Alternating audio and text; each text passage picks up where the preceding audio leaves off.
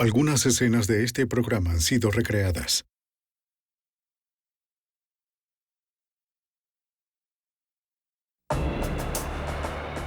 En Miami, un joven es secuestrado a punta de pistola. Los secuestradores exigen una fortuna en dinero y amenazan con matarlo. La policía y el FBI descubren señales perturbadoras y buscan respuestas entre las más mínimas pistas. En una carrera desesperada para encontrar a la víctima ¡FBI! ¡FBI! y retornarlo a casa con su familia. ¡FBI al suelo! La evidencia se acumula, no hay sospechosos evidentes. Asesino en serie fugitivo. Ted Kaczynski es arrestado.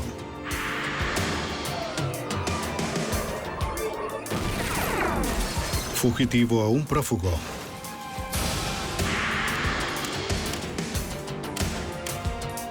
Los archivos del FBI. Un secuestro puede destrozar a una familia trayendo terror y angustia sin previo aviso. En el 84, con el destello de un arma, una simple transacción comercial se convirtió en un secuestro violento. En segundos, el hijo de un rico empresario de Miami desapareció. Soy Jim Kallstrom, exdirector del FBI en Nueva York. El móvil del secuestro parecía ser el dinero, pero los agentes descubrieron que este caso y su conclusión serían más complicados de lo que nadie pensaba. Venganza cruel.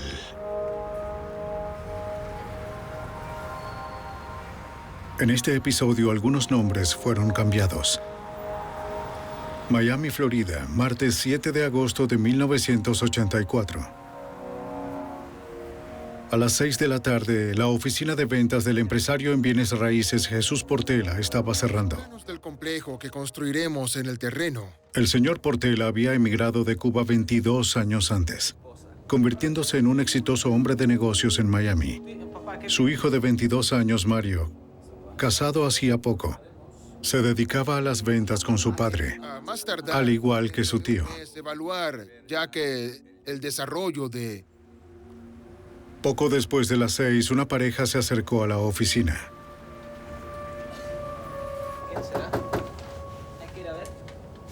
Mario y su tío salieron a hablar con ellos. Tal vez no sabe que ya cerramos por el día de hoy.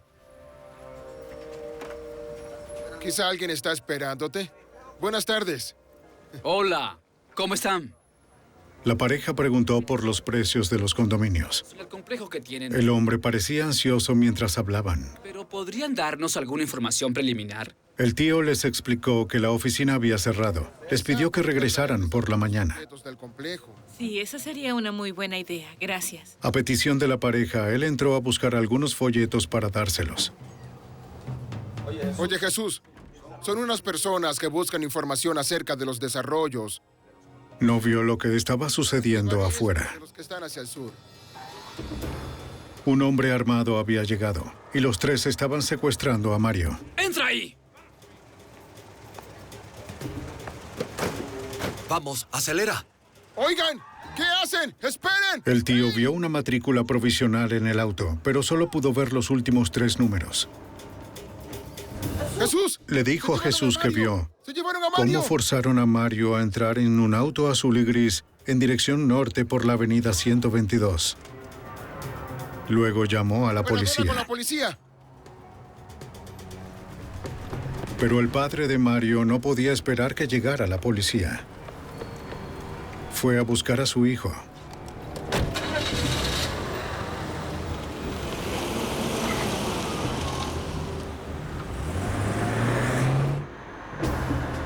Pronto vio un auto que coincidía con la descripción del auto del secuestrador. Durante años había llevado un arma con licencia para su protección. Ahora estaba listo para usarla.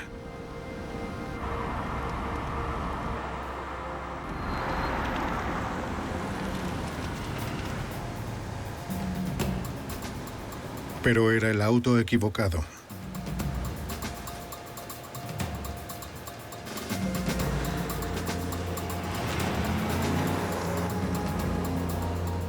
Al darse cuenta de que no podría encontrar a los secuestradores, Jesús regresó para esperar a las autoridades.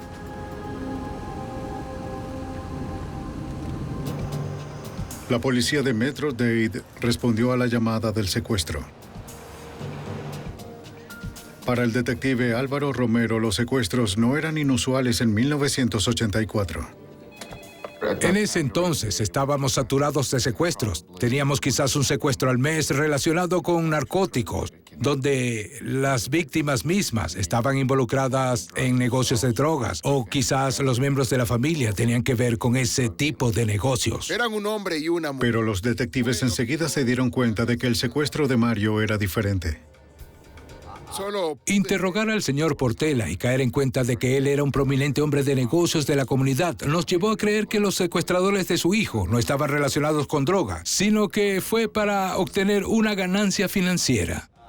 yo solo Significaba que alcancé cualquiera que supiera de la riqueza del señor Portela podía ser sospechoso, los 3 últimos. esperando que los secuestradores hubieran dejado algún rastro. Los técnicos de la escena del crimen buscaron huellas dactilares en la puerta. El tío de Mario pensó que pudieron tocarla mientras miraban hacia adentro. No se encontraron huellas útiles. La verdad no tengo idea de quién pudo... Un momento. Menos de una hora después del secuestro sonó el teléfono. ¿Cree usted que esas personas... ¿Hola? Portela, Sí. quiero hablar con... Hablando en español, la persona que llamaba preguntó por Mario. Tenemos a su hijo. Sí. El señor Portela no reconoció la voz. Toma el teléfono. No. ¿Quién habla? La persona le comunicó que era miembro de un grupo terrorista que retenía a Mario y pidió un rescate de $3 millones. Cierto, no contacte a la Aun policía. cuando no contaba con un equipo de grabación, una detective de habla hispana que escuchaba la llamada identificó el acento de quien llamaba como colombiano. Llamaremos el viernes. También amenazó con matar a Mario si Jesús avisaba a la policía o al FBI y advirtió que el ¿Quién grupo es? estaba vigilando la casa de Portela y dio la dirección. Estaremos vigilando su casa. El angustiado padre rogó Dígame hablar quién con es. su hijo. Hola. Se llama a la policía. Entonces, El secuestrador informó que llamaría a la casa de Jesús en 3 días. La policía no pudo rastrear la llamada, pero pudo ayudarles a entender la clase de criminales a quienes se enfrentaban. Estaba bien, pero que... Sentimos que los secuestradores eran muy violentos. Tomaron precauciones en cuanto a las llamadas telefónicas que hacían y fueron muy firmes en sus amenazas. Usted Ellos escuchó sabían lo que dijo. estaban haciendo y los tomamos muy en serio. Sí. Al igual que con cualquier secuestro por rescate, la policía de Metro-Dade contactó a la oficina de campo del FBI en Miami para solicitar ayuda y el caso fue asignado al agente especial John Gill. El FBI estuvo involucrado desde el principio. El hecho mismo de que exigieran un gran rescate hizo que cayera bajo la jurisdicción de lo que llamamos la ley Hobbs. La ley Hobbs, que considera la extorsión que afecta el comercio interestatal como un delito federal, y el negocio del señor Portela había cruzado las líneas estatales. Los agentes de la brigada especializada del FBI instalaron equipos de grabación en los teléfonos de la oficina y la casa del señor Portela y organizaron el rastreo de todas las llamadas recibidas. de este en caso de que... Bien, de acuerdo. Al día siguiente, el agente especial Gill quiso hablar con Jesús Portela, pero no en el remolque ni en su casa. Le pidió a Jesús encontrarse en un estacionamiento vacío. Los agentes revisaron las entradas y salidas del mismo en busca de alguna señal de los secuestradores, pero no vieron a nadie. Hasta donde pudieron ver, era seguro para Gill interrogar al señor Portela. Señor Portela. Sí. Bien. Mi nombre es John Muy bien. Gill. Aquí están mis credenciales. Gracias. Señor. Me han designado como coordinador en este caso de... El agente preguntó si el señor Portela sabía de alguien que le guardara rencor o si había sido amenazado. El padre, preocupado, solo pudo pensar en un incidente menor. Dígame qué ocurrió. Dijo que 8 meses antes, un hombre y una mujer irrumpieron en su oficina. Conocía a la mujer. Su nombre era Rose de Parias. Hacía poco ella le había comprado un apartamento y dijo haber descubierto que los pagos de su vecino eran más bajos que los de ella. Eso hace una gran... El señor Portela explicó que la diferencia era porque el vecino había obtenido una mejor tasa de financiamiento. Era acordada entre el comprador y el banco. Y no Sí, le pero- creo Los nada. pagos no se le ¿Me hacían a entiende? él en lo absoluto. El banco había pagado por el apartamento y él estaba fuera del trato, por así decirlo. No le creo. Los dos se negaron a aceptar esa explicación. ¿Está tratando de amenazarme? El hombre comenzó a amenazarlo, exigiendo que Portela le devolviera el dinero. Devuélvamelo, sí. Pero Devuélvame. nada podía hacerse ya. De verdad lo siento. ¿Sabe qué? Antes de irse, Rose de Parias juró que recuperaría su dinero de cualquier manera. No lo olvide. El señor Portela había denunciado el incidente a la policía. La policía habló con esta airada mujer y le explicó las circunstancias del financiamiento y el pago de intereses. Ella se disculpó y el señor Portela asumió que esto había sido olvidado. Más tarde, los agentes rastrearon a Rose de Parias y se enteraron de que estaba viviendo en otro estado durante el secuestro. Cuando confirmaron su coartada, la descartaron como sospechosa. Los investigadores estaban preocupados. Cada día que pasa, las posibilidades de encontrar con vida a una víctima de secuestro disminuyen de forma drástica. Esperaban que los secuestradores volvieran a llamar. Y con esta víctima... Si lo hacían, la brigada especializada estaba preparada, pues ya habían intervenido los teléfonos de la casa y la oficina de Jesús Portela con equipos de rastreo. Estaremos en su oficina, ¿verdad? Muy bien. Allí estaré. El agente especial Gil Orrantia y otros investigadores debían estar allí para supervisar las llamadas y preparar el equipo, pero sería difícil entrar a la casa sin ser vistos. Las primeras llamadas nos indicaron que ellos estaban vigilando su casa. Ellos eran los secuestradores. Nos preocupaba que descubrieran mi presencia. Necesitaban la ayuda del señor Portela. Me oculté en el asiento trasero mientras íbamos a su casa. Llegamos al garaje y luego entramos en la casa. Queríamos lograr grabar las llamadas telefónicas y poder detectar cualquier detalle de lo que le dijeran con respecto a sus exigencias para el rescate. Los agentes y detectives de Metro-Dade harían turnos para quedarse con la familia Portela las 24 horas del día. Ellos informaron a Jesús sobre cómo manejar las llamadas. Él sería importante en el esfuerzo por recuperar a su hijo. Muy bien. Desde el Veamos principio, ahora. una de las cosas obvias era determinar si él estaba vivo o no. Conversamos con el señor Portela sobre algunas cosas que podría preguntar a los secuestradores y que solo Mario Portela sabría. Detalles como pruebas de vida que nos ayudaran a determinar si seguía con vida o no. Al crear un perfil de Mario con detalles sobre su vida, incluyendo las comidas favoritas y los nombres de sus mascotas, los agentes pudieron conocer mejor al joven. Mario Portela fue todo un niño norteamericano. Había asistido a la escuela y obtuvo calificaciones sobresalientes. Acababa de casarse con una joven y eran una pareja de recién casados con un futuro brillante. Todos lo adoraban. La razón por la que este caso fue tan traumático para tantas personas es que muchas de esas personas se identificaban con ellos. Era el tipo de familia que todos aspiran ser y que vivían el sueño norteamericano, pero se encontraron con una pesadilla.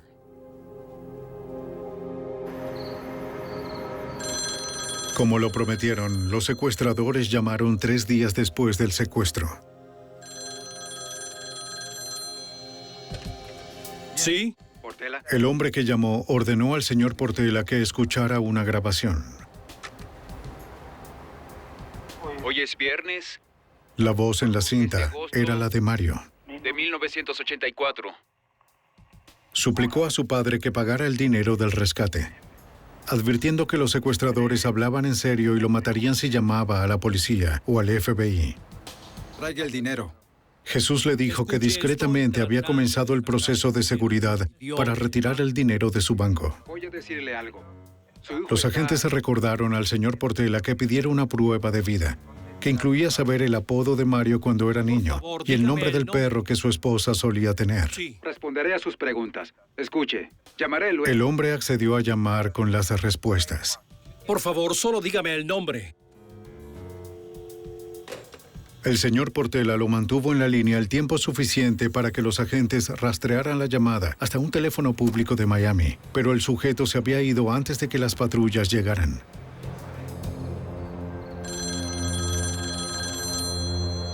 En los angustiosos días siguientes, el señor Portela recibió varias llamadas. ¿Sí? Si tiene problemas, usted sabe... Hablando en español, un hombre diferente le habló de forma vaga y misteriosa sobre una propuesta de negocios, sin aparente relación con el secuestro. La conducta del señor Portela en ese momento era: realmente no tengo tiempo para hablar con usted sobre negocios porque tengo otros problemas. Esa persona indicó en varias llamadas que era alguien que podía ayudar a resolver esos problemas. Su persistencia al tratar de comunicar su cooperación en cualquiera de los problemas del señor Portela nos hizo sospechar que estaba desempeñando un papel o formaba parte del secuestro o de las demandas de rescate. Entienda, tengo que hacer... Jesús mantuvo al hombre en la línea y los investigadores localizaron la fuente de la llamada. Toma tiempo tratar de... Procedía de la misma zona que la llamada anterior del secuestrador. Las patrullas llegaron a la escena a tiempo para ubicar a la persona en el teléfono. Lo siguieron a un restaurante de comida rápida y salió con una bolsa de comida para llevar. Por el perfil biográfico de Mario, los investigadores sabían que esas hamburguesas eran sus favoritas. Luego siguieron al hombre a un complejo de apartamentos donde su comportamiento fue aún más sospechoso. Cuando llevó las hamburguesas a un apartamento y las entregó a través de la puerta, sin conversar con quien la recibió, y siendo la marca de hamburguesas que a Mario y a su padre le gustaban, sí, en ese momento sospechamos que tal vez tenían retenido a Mario en ese lugar. Un equipo SWAT respondió y se instaló fuera del apartamento. El tiempo corría. Necesitaban encontrar a Mario. En Miami, el FBI y la policía de Metro-Dade intentaron encontrar a Mario Portela y quienes lo secuestraron. ¡Oigan! ¡Oigan! Su primera pista los llevó a un apartamento de Miami, donde creían que los secuestradores tenían retenido a Mario. Señora, siéntese. El equipo SWAT rápidamente aseguró el apartamento. ¿Qué están haciendo? Y buscaron en cada una de sus habitaciones. Pero Mario no estaba allí. No hay nada. Había sido una pista falsa para el agente especial del FBI, John Gill. Se determinó, no solo por la búsqueda, sino también por las entrevistas, que estas personas no estaban relacionadas o asociadas con el secuestro. Al interrogar al sospechoso, los agentes determinaron que no sabía nada del secuestro y que tan solo trataba de conseguir un trabajo en la empresa del señor Portela. Los investigadores tuvieron que esperar a que los secuestradores hicieran el siguiente movimiento.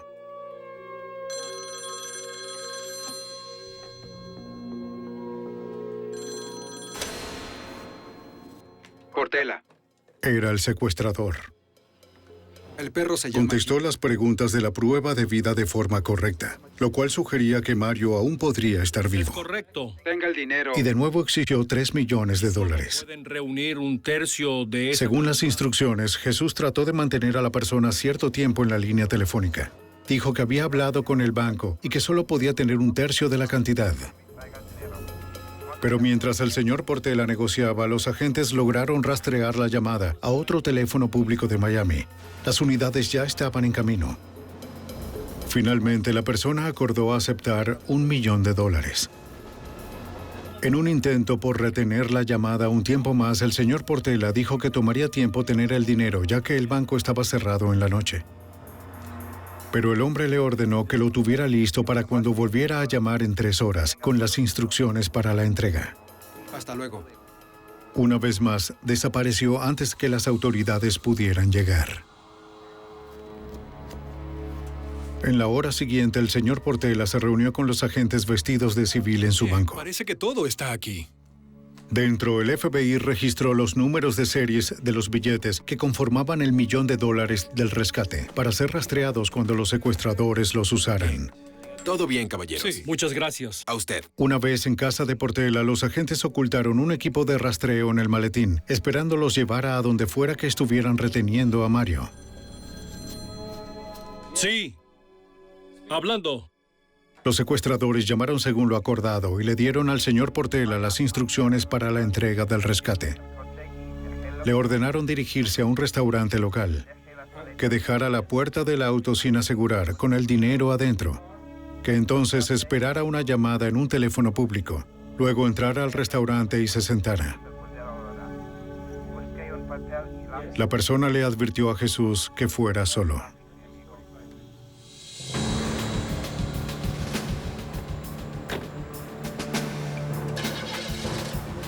Con los maletines llenos, Jesús comenzó el viaje.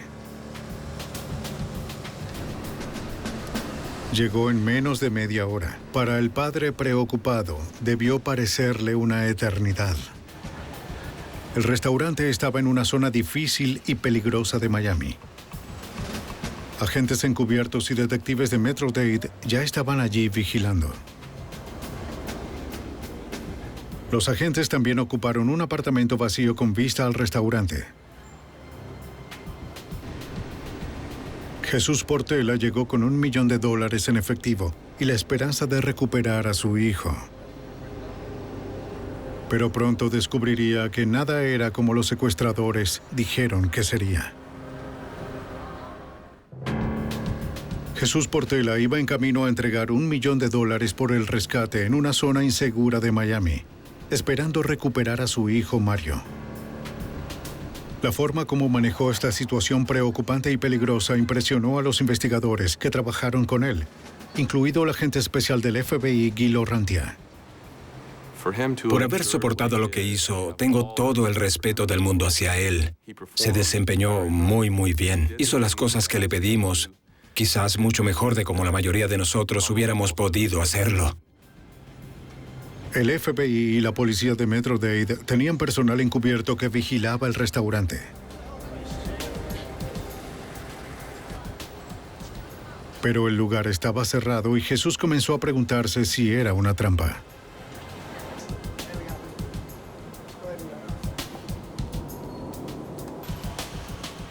Encontró el teléfono público, aunque no donde los secuestradores dijeron que estaría. Estaba nervioso por tener que dejar su auto abierto con $1 millón adentro. Confiaba en que los secuestradores llamarían antes de que algo le sucediera. Si los ladrones huían con el dinero, quizás nunca vería a su hijo. Oiga, ¿qué hace allí tan solo? ¿Todo bien? No es bueno estar cerca de esta zona. Estoy esperando una llamada telefónica. ¿No tienen algo mejor que hacer? Una llamada. Vámonos, déjenlo tranquilo. Aunque esperó, la llamada nunca llegó.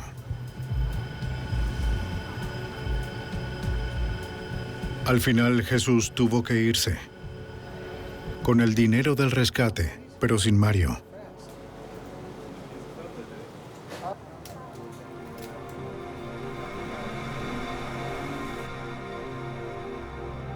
Él y los investigadores pasaron días esperando que los secuestradores volvieran a llamar con nuevas instrucciones.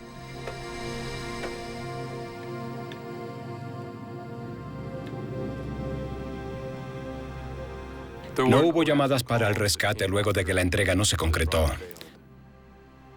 Estábamos preocupados con ese punto porque, como era obvio, nuestra única conexión con ellos eran las llamadas telefónicas. Era nuestra conexión con esos tipos. Era lo que teníamos para estar al tanto de lo que hacían, y cuando dejaron de llamarnos, nos preocupamos mucho. Aunque los secuestradores no llamaron más para el rescate, dejando nuevas pistas, las pistas anteriores comenzaban a dar sus frutos. El agente especial del FBI, John Hanlon, trataba de encontrar el auto usado en el secuestro de Mario. Era un viejo sedán Chevrolet azul y gris de 4 puertas y tenía matrículas provisionales, que en ese momento no estaban en la base de datos de tránsito.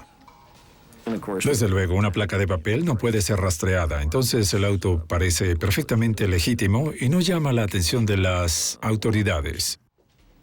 Hanlon sabía que los concesionarios de autos usados a veces rentaban de forma ilegal autos que estaban a la venta colocándoles matrículas provisionales. Comenzó a llamar a todos los concesionarios de la zona. El tiempo empleado en ello valió la pena, cuando Hamblin habló con una empleada de un concesionario en Miami. Y le pregunté, ¿alquila autos viejos? Y ella dijo, sí, claro. Y luego pregunté, ¿alguno, digamos, con placas de papel? Y ella dijo, sí. Y dije, ¿algún Chevy viejo? Ella dijo, sí. Entonces le pregunté, ¿alguno azul y gris? Y ella dijo, sí.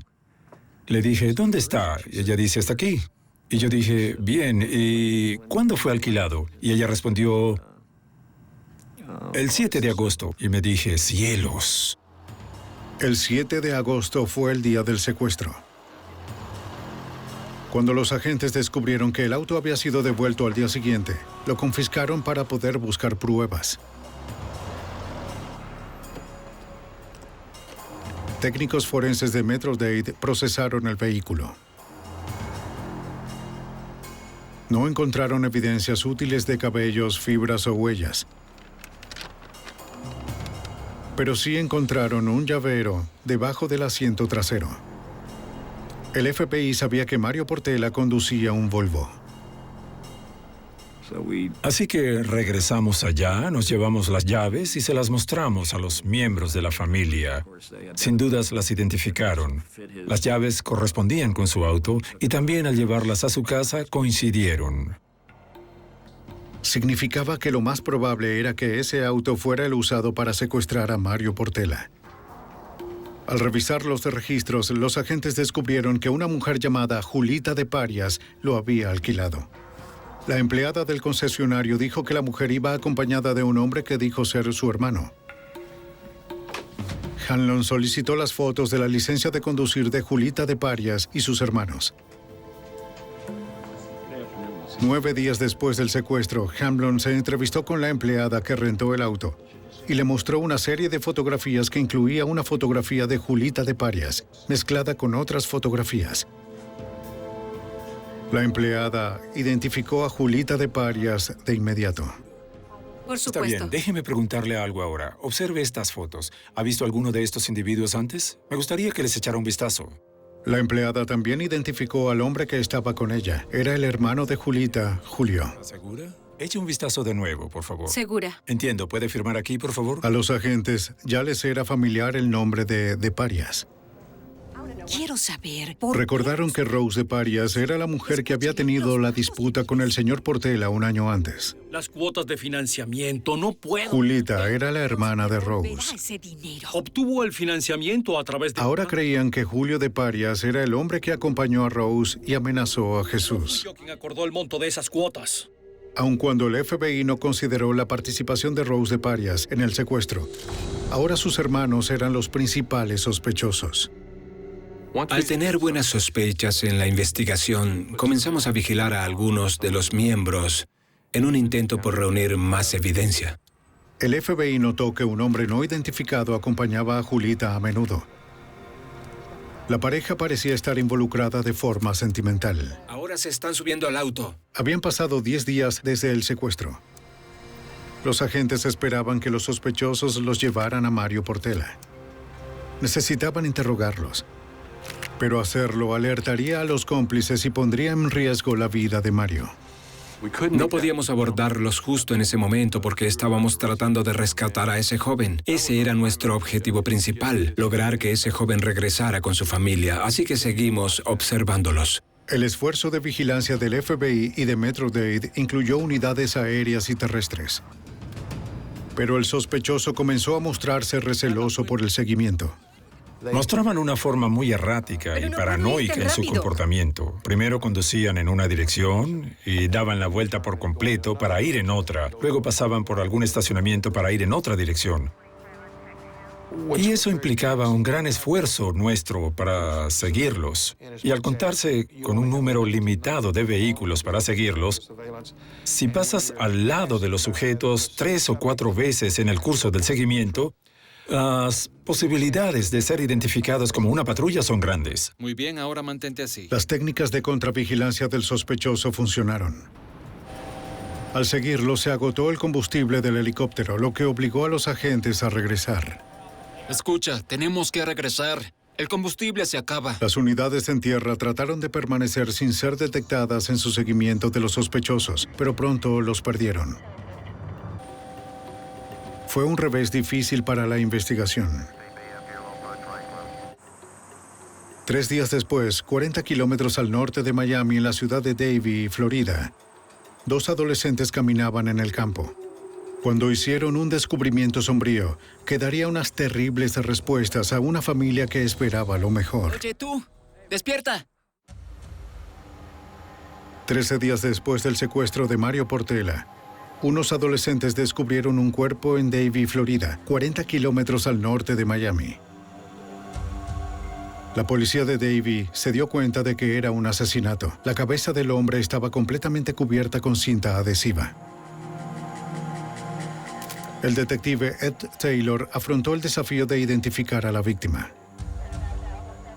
Lo que sabíamos es que era un hombre. No sabíamos cuántos años tenía porque su cabeza estaba cubierta con cinta adhesiva, sus manos estaban atadas detrás de su espalda, igual que sus tobillos. Así que en la escena no pudimos recoger mucha información como para identificar a la víctima o su edad, ni nada de esa naturaleza.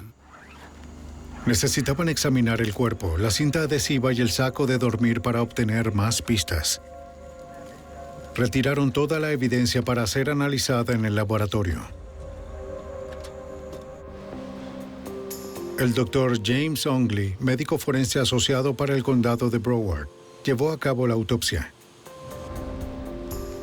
Retiró con cuidado cada sección de la cinta adhesiva que rodeaba la cabeza para su posterior análisis por parte de los técnicos forenses. Al quitar la cinta, el doctor Ongley pudo describir a la víctima como un hombre de entre 20 y 40 años, de 1,80 m de altura, con ojos marrones y cabello castaño. Aunque la víctima había sido severamente golpeada, la causa de la muerte fue la asfixia. El doctor creía que el hombre había muerto hacía 24 a 36 horas. Para facilitar la identificación, el doctor Ongley fotografió a la víctima para compararla con las fotos de personas desaparecidas. Pero sabía que las fotos no serían una representación precisa de la víctima. Lo ceñido de la cinta adhesiva distorsionó sus rasgos faciales y el calor del verano causó una descomposición significativa. Obtuvimos las huellas dactilares de la víctima para enviarlas a los otros departamentos y determinar si alguna vez había sido arrestado. Emitimos un comunicado de prensa a varios periódicos con una descripción de la víctima y publicamos una fotografía suya para ver si alguien podía identificarlo. El 25 de agosto, un periódico de Miami publicó un artículo sobre el cuerpo encontrado en Davie. El agente especial del FBI, John Gill, notó que la descripción coincidía con la de Mario Portela y de inmediato contactó al Departamento de Policía de Davie sobre el hombre secuestrado. Habíamos recibido los registros dentales de Mario Portela por parte de su dentista familiar, y esos registros se encontraban como evidencia en la oficina del FBI en caso de que fueran necesarios para identificar a la víctima. Estos registros fueron llevados a Davie, Florida. Me reuní con el detective Taylor y ambos entonces nos dirigimos a la oficina del médico forense del condado de Broward. El doctor Ongley, con su experiencia y capacidades, pudo tomar esas imágenes dentales o rayos X y compararlas con las del cuerpo e identificar positivamente que el cuerpo era el de nuestra víctima, Mario Portela. Si esto demuestra sin duda... Para todos aquellos que intentaban devolver a Mario a su familia, la noticia fue devastadora. Tuvimos que notificarle a la familia Portela que la víctima había sido identificada y que había fallecido.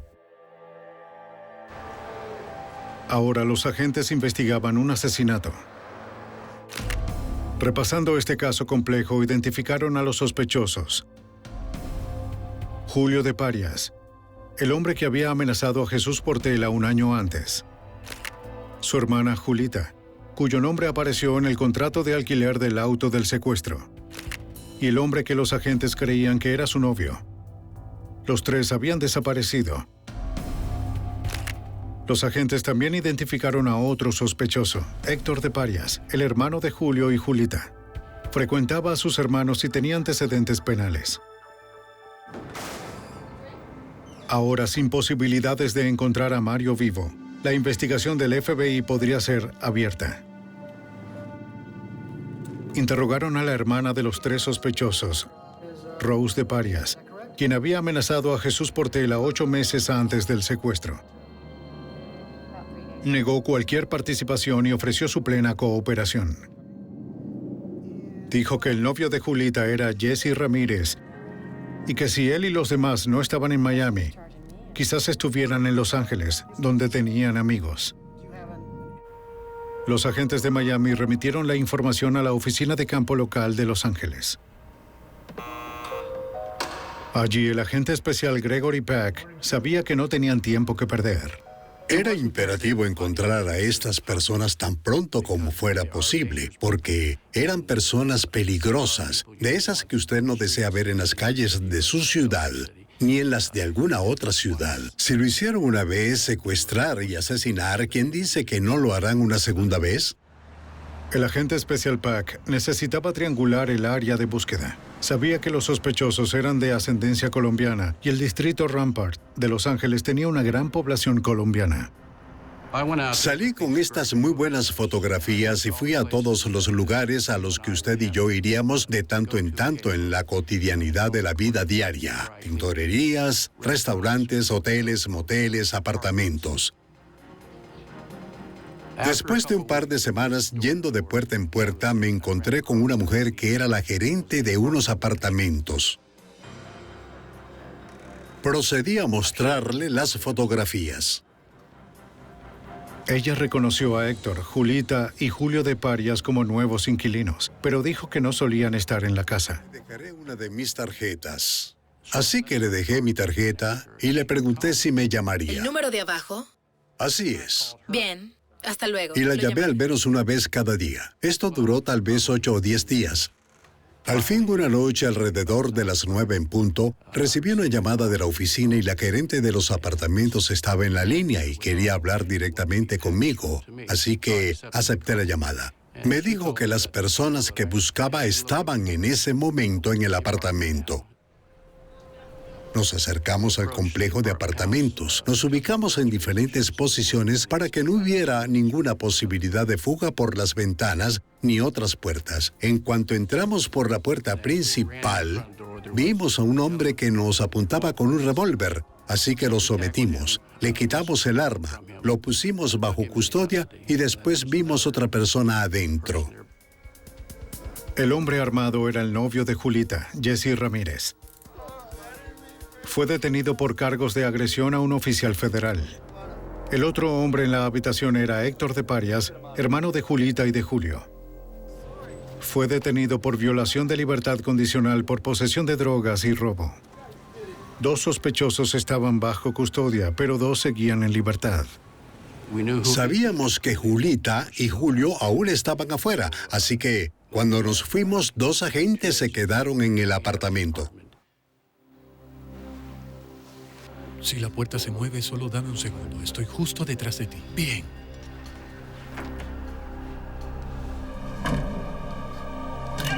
Varias horas después volvió Julita. Fue puesta bajo custodia y luego la llevaron a la sede del FBI en Los Ángeles. Los agentes esperaron a Julio de Parias, pero nunca apareció. Camine, vamos. El agente del caso en Miami, John Gill, supo de los arrestos. Gregory Peck, el agente especial en la división de Los Ángeles, llamó a nuestra división aquí en Miami. De inmediato, la mañana de la llamada telefónica, subí a un avión y me reuní con el agente Peck aproximadamente a las 3 de la tarde en Los Ángeles, donde le informé sobre nuestra experiencia y lo que sabíamos del caso. Jesse Ramírez y Julita de Parias se negaron a hablar con los investigadores.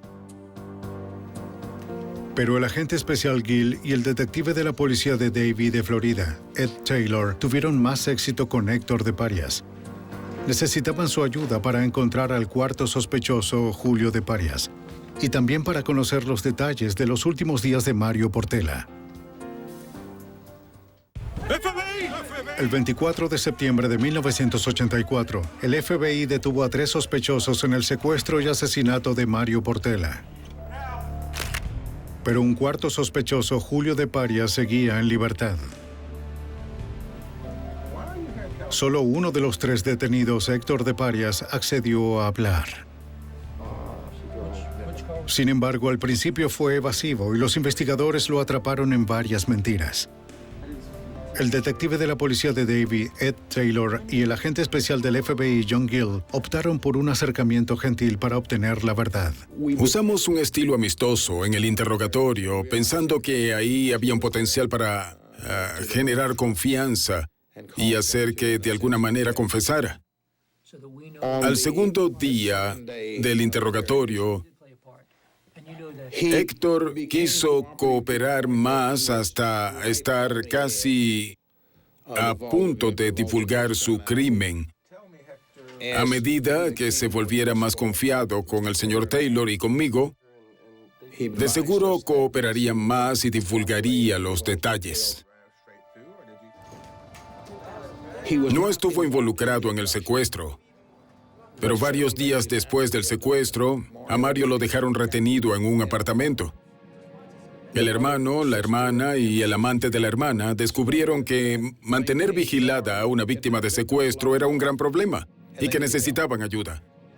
Sabían que Héctor estaba disponible, que estaba desempleado, que era adicto a la marihuana, que no podía conseguir un trabajo y que de hecho aprovecharía la oportunidad de participar en una actividad con ganancias financieras. Así que le pidieron su ayuda para vigilar a una víctima. Según Héctor, el motivo del secuestro fue en realidad la venganza. Julio de Parias se sintió humillado por no poder obligar al señor Portela a reembolsar el dinero de su hermana, después de que ella comprara su apartamento. Héctor dijo que después de varios días, a su hermano Julio y Jesse Ramírez les preocupó que los atraparan y que renunciaran a pagar el rescate. ¡Ya estoy harto! Decidieron que tenían que deshacerse de lo único que los ligaba a ellos, Mario Portela.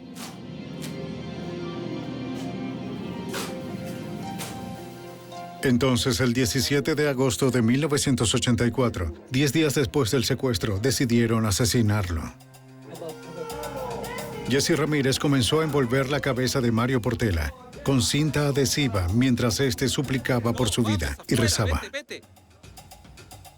Mientras Mario luchaba por respirar, Jesse lo golpeó con una barra de metal. Tenía que ser eliminado. Después de asesinarlo, Julio de Parias pagó a Jesse Ramírez $1,000 por el trabajo. Héctor afirmó no tener idea del paradero de Julio, pero sí sabía dónde Mario estuvo retenido y asesinado.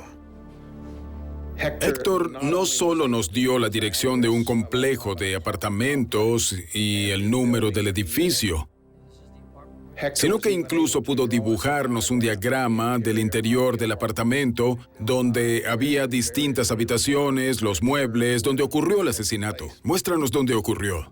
Fue aquí. Un equipo de agentes, detectives y técnicos forenses se apresuraron a ir al apartamento en Miami. Lo cercaron como una escena del crimen y lo procesaron en busca de pistas. Cualquier evidencia recuperada podría ayudar a poner a los asesinos de Mario tras las rejas, pero esto trajo de vuelta a los investigadores la decepción de no haber podido salvar la vida del joven, sobre todo al agente especial Gil Orrantia, allí presente. Cuando entramos en ese apartamento, vimos un rollo de cinta adhesiva a un lado de una mesita de noche. Vimos una barra que creímos que se usó para golpear a Mario. Vimos sangre en el apartamento. Vimos todas estas cosas que de alguna manera se convirtieron para nosotros en una serie de evidencias, pero fue algo difícil de ver.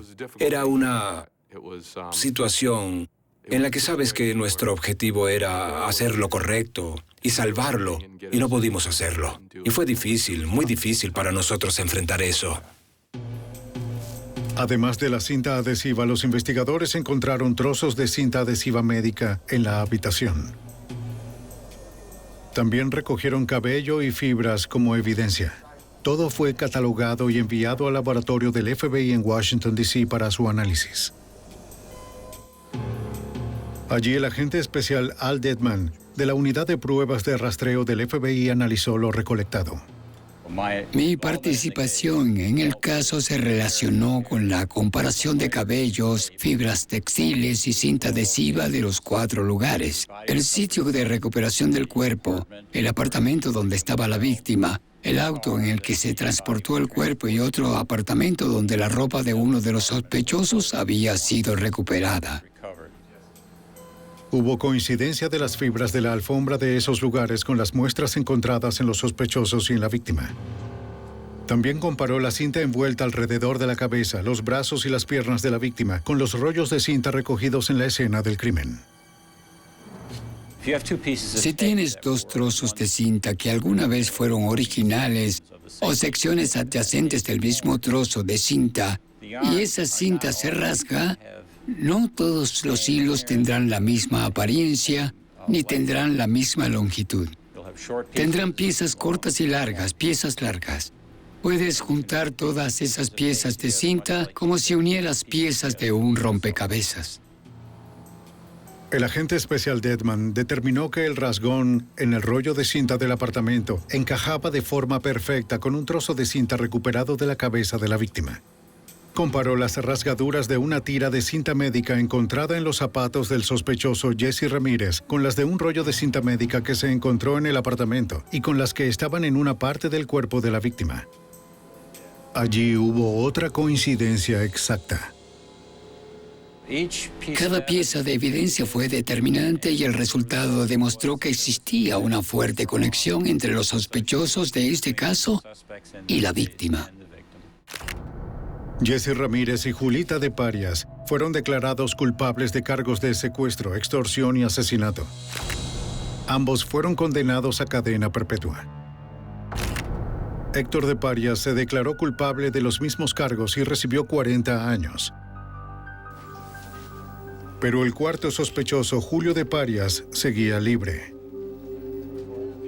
Pensamos que podía haber huido a algún lugar de América Latina, así que imprimimos los volantes que fueron ubicados en la oficina de correos y en los departamentos de policía. Los enviamos a todas partes. Los emitimos también en español y los distribuimos por toda América Latina. Casi 4 años después del secuestro, en noviembre de 1988, el FBI se enteró de que los funcionarios de aduanas de Costa Rica tenían a un hombre que se parecía a la foto de Julio de Parias en el aviso de búsqueda del FBI. El agente especial Orrantia voló a Costa Rica. El hombre se parecía a la foto, pero fue su voz, la de las llamadas de rescate, lo que alertó a Orrantia. ¿Pero por qué me detienen? Había escuchado esas llamadas telefónicas una y otra vez, cientos de veces. Yo conocí esa voz. Esa voz era parte de mí, tanto como cualquier cosa es parte de mí. Así que en el momento en que abrió la boca, eso fue todo. No me cupo duda, yo sabía que era él. El juicio federal de Julio de Parias comenzó 5 años después del secuestro de Mario Portela. Fue declarado culpable de secuestro, extorsión y asesinato y condenado a cadena perpetua. Para los agentes del FBI que habían llegado a conocer a la familia de la víctima, las condenas eran importantes, pero no fue el final que habían esperado. Este fue un crimen horrible. Si no se hubiese actuado con algún tipo de justicia, hubiera sido difícil para la comunidad de Miami y para la familia. Y seré sincero, para nosotros mismos, los agentes. Así que creo que la idea de que se hizo algún tipo de justicia es de suma importancia. Eso es lo único a lo que debemos aferrarnos todos nosotros, que al menos fueron atrapados. La familia Portela ha perseverado. Nunca olvidarán a Mario y no han abandonado su sueño.